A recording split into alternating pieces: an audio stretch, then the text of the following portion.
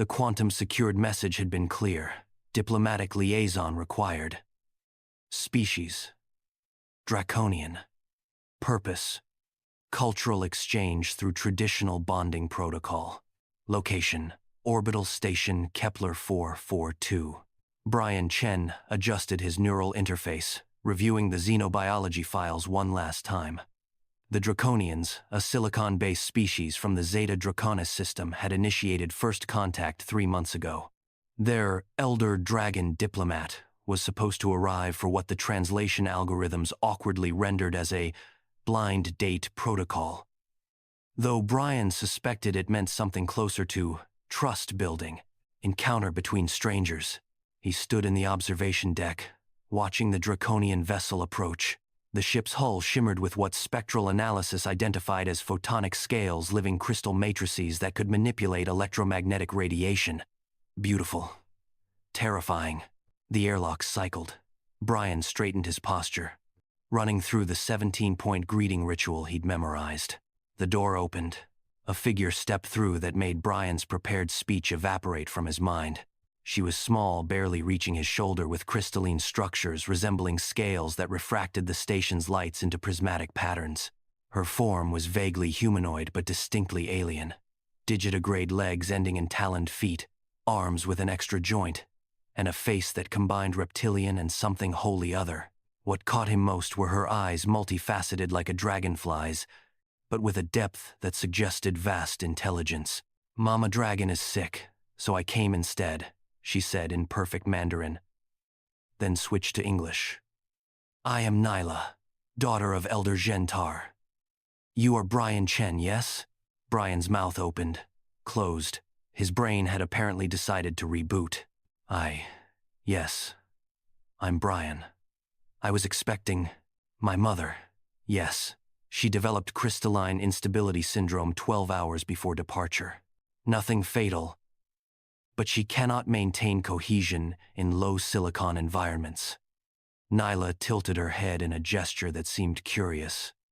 "You are frozen. Is this a human greeting custom I was not briefed on?" No, I'm sorry. Brian forced himself to collect his thoughts. "I wasn't prepared for someone different. Different from what you expected, or different generally." There was something almost playful in her tone. Both, honestly. Nyla's crystalline scales shifted color, flowing from blue to a warm amber. "Amusement," she said, apparently reading his confused expression. "My chromatic response indicates emotional state. Your files did not mention humans freeze when surprised. Is this a defense mechanism?" Brian laughed despite himself. "Sort of. It's called being caught off guard, and you speak remarkably good English and Mandarin. I have been studying Earth transmissions for 3 years. I specialized in human linguistics at the Crystalline Academy." She moved further into the observation deck, her movements fluid despite her inhuman structure. "I also learned from your films. I particularly enjoyed The Princess Bride. Do you wish to engage in a battle of wits where iocane powder is involved?" This time Brian actually smiled. "Only if death is not on the line." "Acceptable modification." Nyla approached the viewport, gazing at Earth below. "Your world is beautiful. So much liquid water. On my homeworld, water exists primarily as vapor or deep core pockets. We evolved around silicon deposits and electromagnetic fields." Brian moved to stand beside her, his xenobiologist training finally overriding his shock. "Your scales, they're not just for show. They're processing arrays, aren't they? Quantum computing structures?" Nyla's colors shifted to violet. "Impressed," she translated. "Yes. Each scale is a biological quantum processor. We think partially in photonic patterns. Your neural interface," she gestured to the device behind his ear. "It is similar in concept, but mechanical. Does it hurt?" "No, it's just data feeds and translation support." "Does your thinking in light, does that mean you experience time differently?" Perceptive question. Nyla turned to face him fully. "Yes, I can process certain calculations at quantum speeds, which makes some of my consciousness move faster than linear time. But I have learned to, how do you say, Slow down? To interact with species like yours. That must be frustrating. Sometimes. But also interesting. Your species thinks in stories, in linear narratives. Mine thinks in probability clouds and superposed states. This blind date protocol, my mother designed it to help our species understand how yours builds trust. Through gradual revelation, yes? That's the theory, Brian said. Though I think I've already learned more about you in 5 minutes than most of the xenobiologists learned in 3 months of transmissions. Because I am not a diplomat hedging every statement for political safety. Nyla's scales rippled with amber again.